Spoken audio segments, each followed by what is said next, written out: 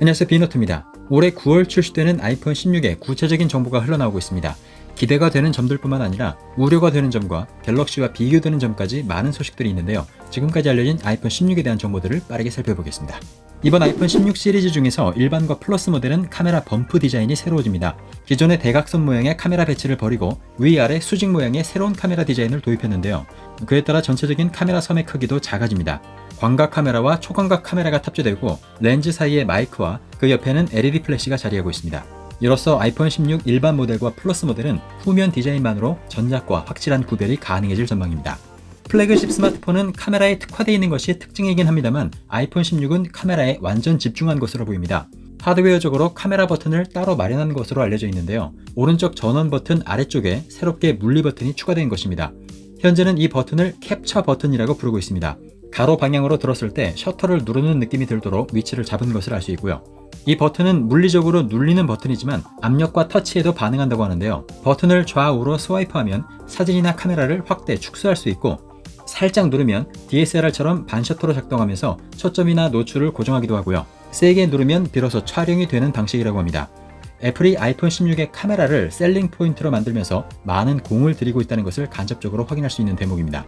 이 새로운 캡처 버튼은 아이폰 16 시리즈 전 모델에 적용되면서 이전 세대와의 완전한 차별 요소로도 활용될 것으로 보입니다. 또한 음소거 기능과 다양한 바로가기 기능을 담당하는 액션 버튼은 아이폰 15 프로에만 적용됐었는데요. 아이폰 16 시리즈에서는 전 모델에 액션 버튼이 확대 적용될 예정입니다. 아이폰 15에서는 프로 맥스 모델에만 잔망경 카메라가 탑재되면서 5배 줌을 지원했었는데요. 아이폰 16은 프로 모델에도 잔망경 카메라를 적용하면서 기존 3배보다 높은 5배 줌 카메라를 지원한다는 소식입니다. 또한 아이폰 16 프로 맥스 모델은 기존 5배보다 광학줌 배율을 높인 슈퍼 잔망경 카메라가 탑재될 가능성이 있다고 하는데요. 그 배율이 10배가 넘어갈 수 있다고 알려지면서 아이폰 16 프로 맥스의 고배율 줌이 얼마나 될 것인가에 이목이 집중되고 있습니다. 이 소식이 맞다면 현재 갤럭시 S24 울트라의 광학줌 배율이 10배에서 5배로 줄어든 만큼 고배율 줌 스마트폰의 상징이 갤럭시 S 울트라에서 아이폰 16 프로 맥스로 바뀔 가능성도 생기게 됐습니다. 애플은 아이폰 16에 탑재될 A18 바이오닉 칩셋을 개발하고 있습니다. 이번 아이폰 16에는 칩셋 차별 없이 프로와 비프로 라인업에 모두 A18 바이오닉 칩셋이 들어간다고 하는데요.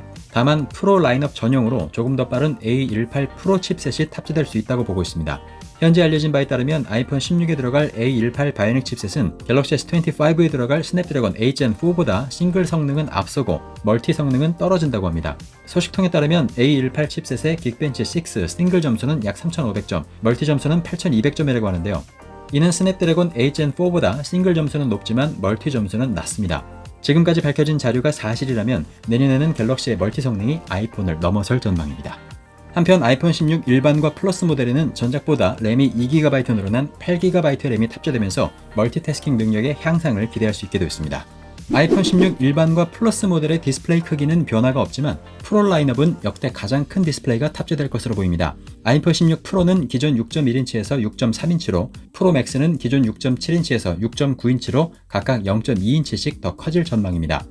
또한 아이폰 16 시리즈 전 모델에는 전력 소비가 감소된 마이크로 렌즈 어레이 기술이 적용된 OLED 패널이 탑재되면서 더 좋은 배터리 효율을 보여줄 것으로 기대하고 있습니다.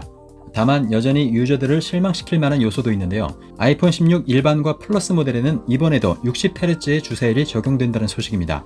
갤럭시의 경우 2020년 S20 울트라부터 120Hz 주사율이 적용돼서 S21부터는 일반 모델에도 120Hz가 적용됐기 때문에 아이폰 유저들 사이에서는 2024년인 지금도 60Hz를 쓰는 것은 너무한 것이 아니냐는 불만이 나오고 있습니다.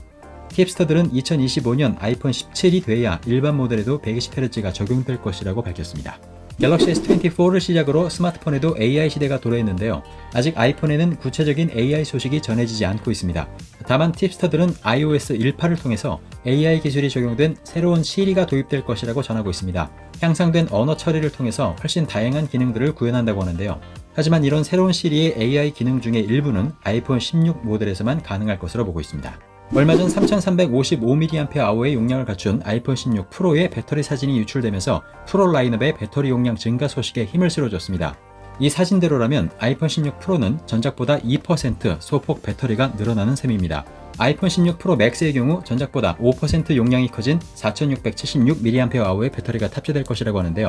아이폰 16 시리즈는 A18 칩셋과 저전력 디스플레이, 그리고 늘어난 배터리 용량 덕분에 역대 가장 긴 배터리 타임을 보여줄 것으로 기대하고 있습니다. 네, 그럼 저는 더 구체적이고 재밌는 소식이 나오는 대로 다시 찾아오겠습니다. 부산 비넛 비너트였습니다.